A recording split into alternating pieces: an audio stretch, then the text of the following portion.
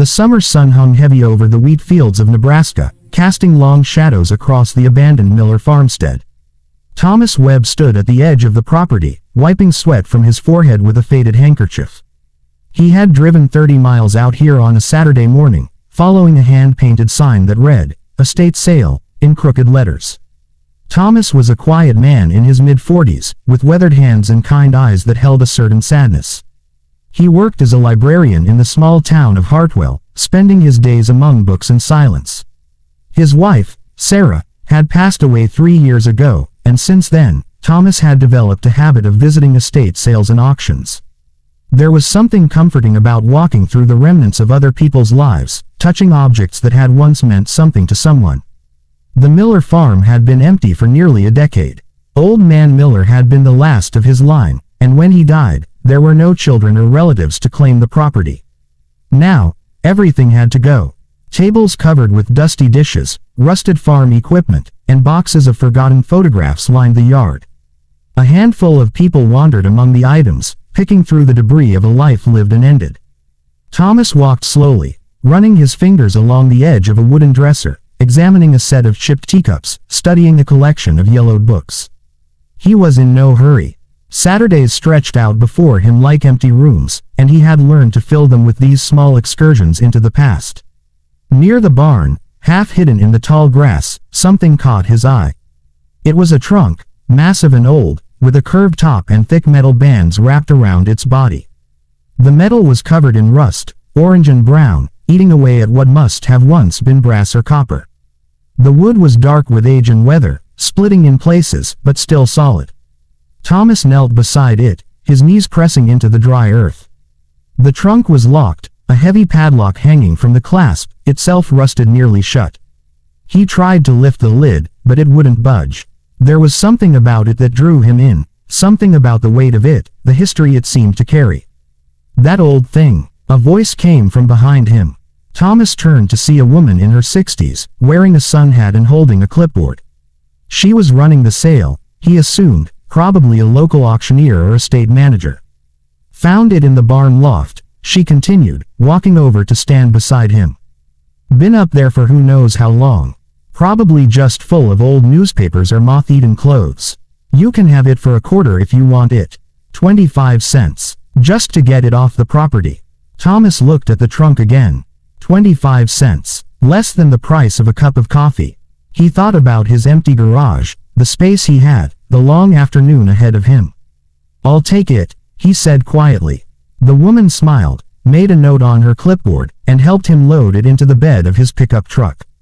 It took both of them and another man to lift it. The trunk was heavier than it looked, much heavier. Whatever was inside wasn't newspapers. Thomas drove home slowly, glancing in his rearview mirror at the trunk sliding slightly in the truck bed. The sun was high now, and the highway stretched out straight and empty before him.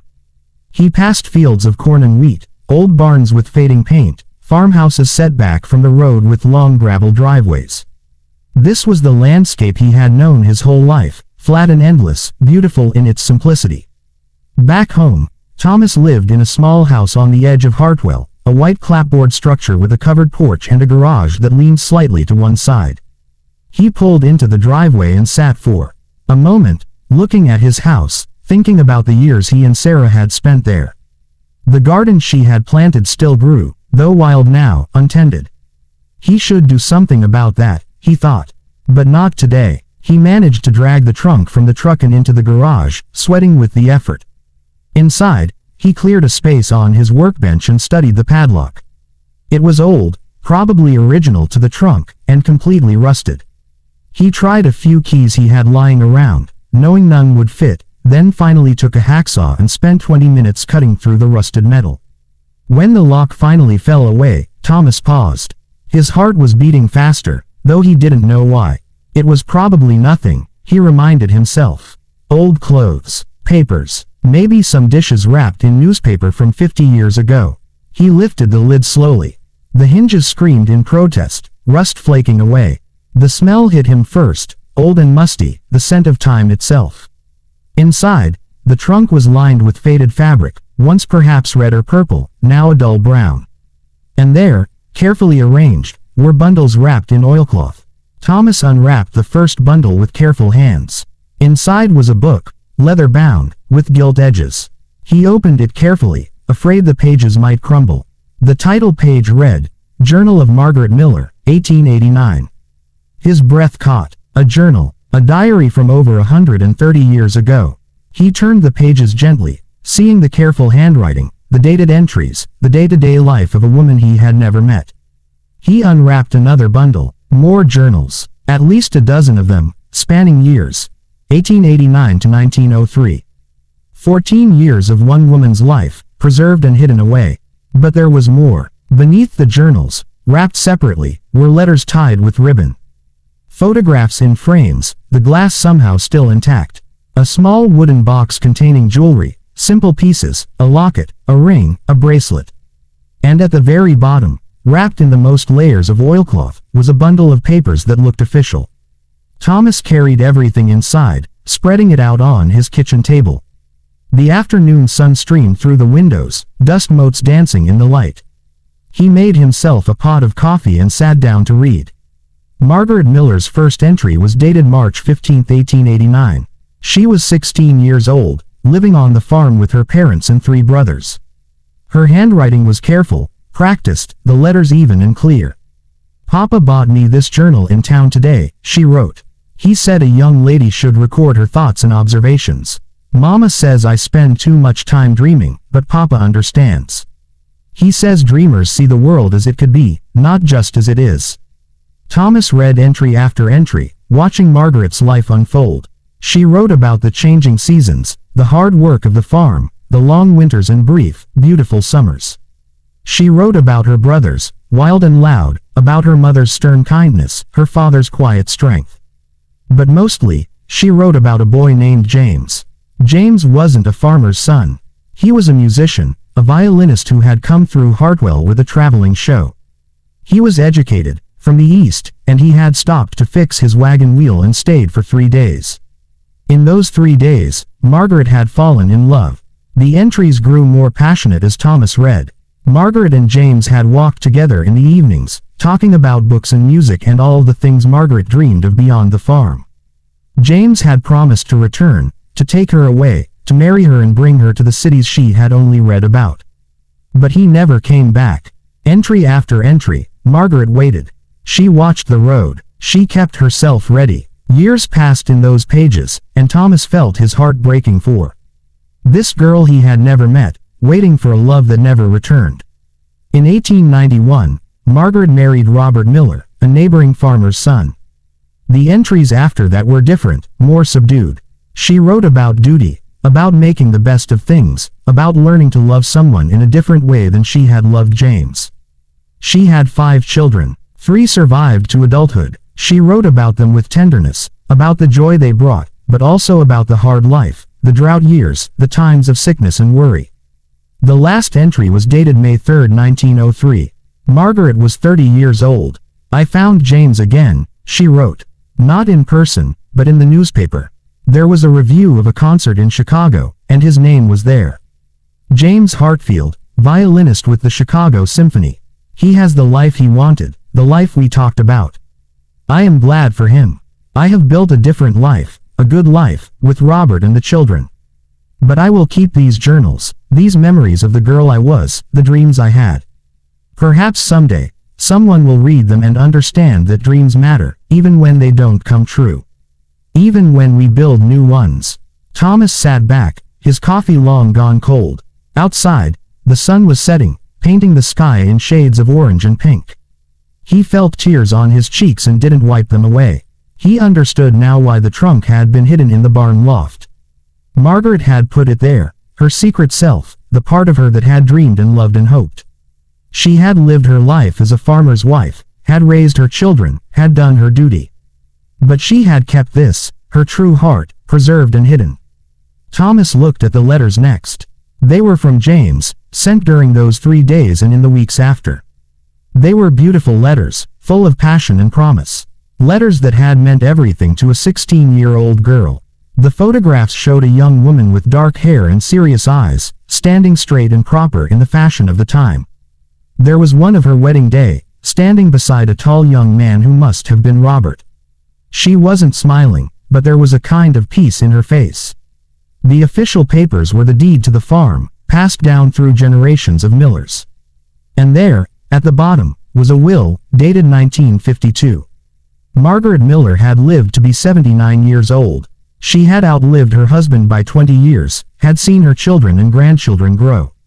And she had left instructions that her personal effects should be kept, not thrown away. But time and death had other plans. Eventually, there was no one left who knew about the trunk in the barn loft. No one except Thomas, who had bought it for 25 cents on a Saturday morning. That night, Thomas couldn't sleep. He lay in bed, thinking about Margaret Miller, about her dreams and her disappointments, her compromises and her quiet strength. He thought about his own life, about Sarah, about the 3 years he had spent in a kind of suspended animation, going through the motions but not really living. Sarah had been his great love, his James Hartfield. But unlike Margaret's story, his love had been returned, had been real and lived and beautiful. They had had 20 years together before the cancer took her. 20 years of laughter and arguments and quiet evenings and shared dreams. And then she was gone, and Thomas had locked himself away, much like Margaret had locked away her journals. In the morning, Thomas made a decision. He spent the next week carefully transcribing Margaret's journals. His fingers flew across his computer keyboard, translating her careful script into digital text. He scanned the photographs, made copies of the letters, documented everything. Then he reached out to the Nebraska Historical Society. They were thrilled. Margaret's journals were a treasure, a first-hand account of farm life in the late 19th century, written by a woman with a clear eye and a beautiful way with words. They wanted to publish them, to preserve them, to share her story with the world. Thomas donated the original journals and papers to the Historical Society, but he kept the trunk. He cleaned it carefully, removing the rust, treating the wood, polishing the metal until it gleamed. It sat now in his living room, a reminder. But that wasn't all he did. Thomas started writing. He had always loved words, had spent his life surrounded by books, but he had never tried to create anything of his own. Now, inspired by Margaret's courage in recording her truth, he began to write his own story. About Sarah, about their love, about loss and grief and the long, hard road of learning to live again.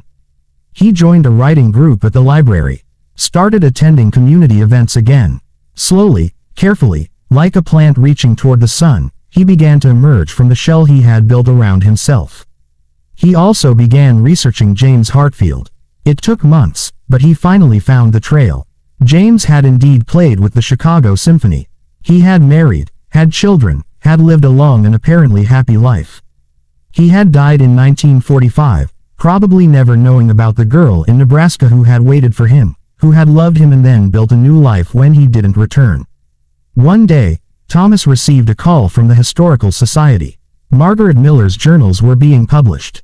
Would he like to write the introduction? He said yes. In his introduction, Thomas wrote about finding the trunk, about the 25 cents that had bought him not just a piece of furniture, but a window into a human heart. He wrote about Margaret's strength, her resilience, her ability to dream and then to accept reality without becoming bitter.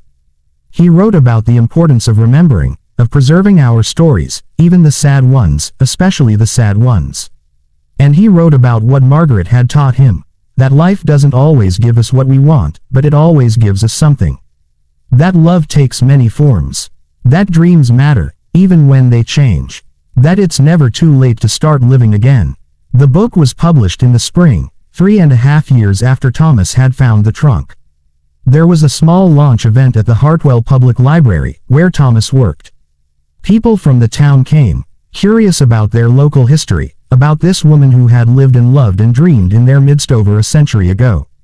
Thomas stood at the podium, looking out at the gathered faces. He held up a copy of the book, The Journals of Margaret Miller, A Nebraska Life. Margaret Miller waited for a dream that never came true, he said. But she didn't let that stop her from living. She built a new dream, a different dream, and she found meaning and purpose in it. She raised children who loved her. She survived droughts and winters and losses that would have broken a weaker person. And she left us this gift, these journals, this glimpse into a real human heart. He paused, feeling the weight of the moment. 3 years ago, I lost my wife, he continued, his voice steady. And I stopped living. I went through the motions, but I wasn't really here. Then I found Margaret's trunk, bought for 25 cents at an estate sale. And Margaret taught me that life goes on, that we honor our lost loves not by stopping, but by continuing. By building new dreams. By staying open to whatever life brings us next. After the event, people came up to thank him, to share their own stories of loss and recovery, of dreams deferred and new paths found. An elderly woman told him about her own mother's diary, stored in an attic. A young man asked about volunteering at the Historical Society. A middle-aged woman, with kind eyes and a gentle smile, introduced herself as a member of his writing group and asked if he'd like to get coffee sometime. Thomas said yes. That night, he sat in his living room, the rusted trunk beside his chair, restored now but still bearing the marks of its age and journey. He thought about the strange path that had led him here, about how 25 cents and a chance purchase had opened a door he thought was closed forever. He thought about Margaret Miller, 16 years old and in love, 30 years old and resigned, 79 years old and looking back on a life fully lived despite its disappointments. He thought about Sarah, and how she would have loved this story, would have insisted he write it, would have pushed him toward life even as she was leaving it. And he thought about himself, standing in a golden wheat field, finding something precious in the rust and decay, learning that treasures come in unexpected packages, that endings can be beginnings, that 25 cents can buy you not just a trunk, but a whole new life. Outside, the Nebraska night was vast and star-filled. Tomorrow, he would have coffee with someone new. He would continue writing. He would tend Sarah's garden. He would live. The trunk sat silent in the corner, holding its secrets and its history. And Thomas Webb, librarian, widower, finder of lost stories, sat beside it in the quiet, feeling for the first time in 3 years that he was exactly where he was supposed to be. The story of Margaret Miller had changed his life. But really, it was his own story that had changed, written one day, one choice, one small act of courage at a time.